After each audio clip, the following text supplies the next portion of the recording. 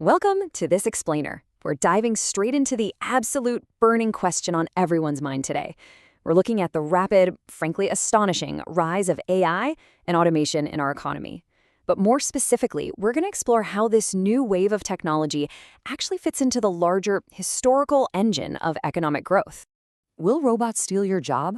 I mean, it's the ultimate question right now, isn't it? And look, it is completely valid to feel a visceral fear about this. There's this wave of anxiety sweeping across almost every single industry, from customer service and manufacturing all the way to software development and marketing. As AI capabilities accelerate at this breakneck speed, we're all kind of looking around and wondering, hey, are our human roles going to remain relevant? To set the stage, just listen to this stark warning from Sam Altman, the CEO of OpenAI.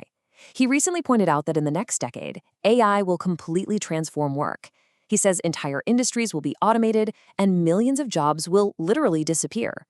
The sheer speed of this development is far beyond what many expected, and it really captures that modern anxiety we're all feeling. Section 1. Tech, Productivity, and Growth. Okay, to really wrap our heads around this, we gotta look at a concept from the 19th century economist Frederick Bastiat. It's called the seen and the unseen. It is incredibly easy to see the specific jobs that get directly destroyed by automation, right? That's the seen. But what's much harder to conceptualize is the unseen. These are the massive, initially invisible economic benefits that follow. Technology creates entirely new industries, it drastically lowers costs for consumers, and ultimately it creates higher, real incomes by boosting our overall productivity. Get this, 3,900%. That is actually how much employment increased for spinners and weavers in England between 1760 and 1796. When Richard Arkwright introduced his cotton spinning machinery, people were terrified of job losses. But instead, the machinery completely crushed the cost of production. Suddenly, clothing wasn't just a luxury for the rich. Prices fell, demand absolutely skyrocketed, overall output soared, and the industry had to hire massively more people to keep up. And we've seen this exact same pattern play out in other sectors over time, too. Think about farming. Back in 1900, farm workers made up 41% of the U.S. labor force. By the year 2000, that number plummeted to just 2%. Technology, like tractors replacing horses, destroyed millions of farming jobs. But did the economy collapse? No, of course not. The total number of jobs actually grew alongside the labor force because all those displaced workers moved into entirely new, highly productive industries that simply didn't exist before. So the crucial takeaway here is actually pretty simple. Increased capital per worker equals increased productivity. Historically, when technology increases the amount of capital, or tools per worker, those workers become infinitely more productive. And that increased efficiency translates directly into higher real GDP and higher wages for everyone.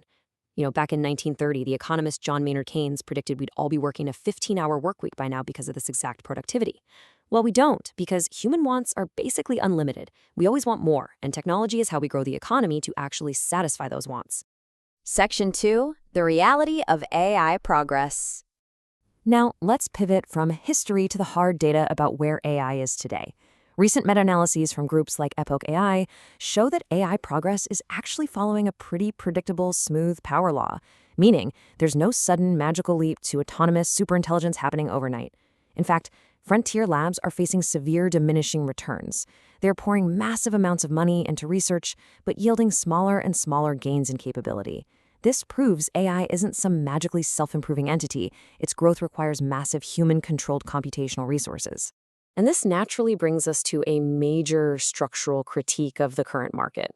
Scholars like Shoshana Zuboff and Meredith Whitaker argue that what we are witnessing right now might be less of a pure technological leap and more of a surveillance bubble. Think about it. Stratospheric valuations, like OpenAI being valued at $300 billion despite losing $13.5 billion annually, are largely driven by the anticipated value of extracting and monetizing behavioral data on a planetary scale. It represents a massive concentration of computational and economic power rather than the arrival of an independent thinking machine. Section 3. Transforming the modern workplace. So how is this actually playing out in the office right now? When we look at daily business operations, a really clear divide emerges. AI is incredibly effective at specific repetitive tasks: data entry, document processing, generating rough first drafts, inventory management. But the human tasks, the jobs that are low risk for automation, rely on qualities AI simply cannot replicate. Things like empathy, leadership, emotional intelligence, critical thinking, and ethical reasoning. AI really functions best as a digital assistant that handles the routine stuff, freeing us up to do the high-level, uniquely human cognitive work. And this isn't just a theory, it's backed up by major institutions. As the World Economic Forum notes, AI is expected to transform jobs rather than simply replace them. Organizations are increasingly shifting toward a collaborative model. The ultimate goal for businesses isn't total human replacement. That just doesn't make sense. It's about using human-AI collaboration to radically boost overall workplace efficiency and economic productivity. Section 4. Universal Basic Income Debate. The late Stephen Hawking actually framed this societal crossroads perfectly. He pointed out that automation's outcome depends entirely on our policy choices. He said we can either enjoy incredible leisure if the machine-produced wealth is shared, or we can face massive inequality if that wealth is hoarded by those who own the technology. It's a really profound reminder that technology doesn't dictate our societal outcomes, our economic policies do. Because of this potential for severe disruption, the idea of universal basic income, or UBI, has gained a ton of traction recently. The core case for UBI is straightforward.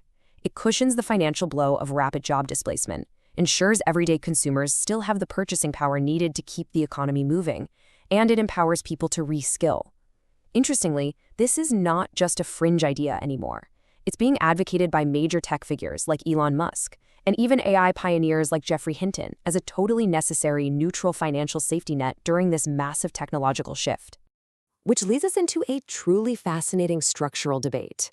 On one side, free market views argue that private investment in AI is what drives these unprecedented productivity gains, which historically always raises wages and living standards for everyone. But on the other side, socialist critiques, again, like those voiced by Geoffrey Hinton, express deep concern over the private ownership of the means of computation itself.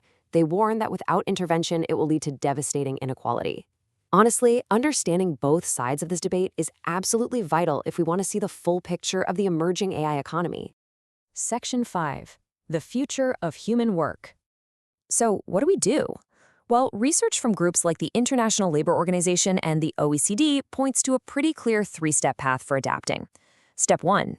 Don't fight it. Adopt AI as your collaborative digital assistant to make yourself way more productive. Step 2. Lean heavily into your uniquely human low-risk skills, your creativity, your strategic thinking, your empathy. And Step 3. Commit to continuous reskilling and lifelong learning.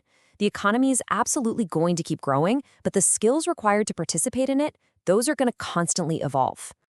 I want to leave you with this final thought. Historically, technology has literally always been the great engine of economic growth. Yes, it destroys old tasks, but it creates boundless new opportunities in the process. The machines aren't here to replace human potential. They are here to amplify it. So as technology completely redefines what it means to be productive, how will you uniquely position your human skills in this new collaborative economy? Thank you so much for joining me on this explainer, and I highly encourage you to keep exploring this fascinating topic.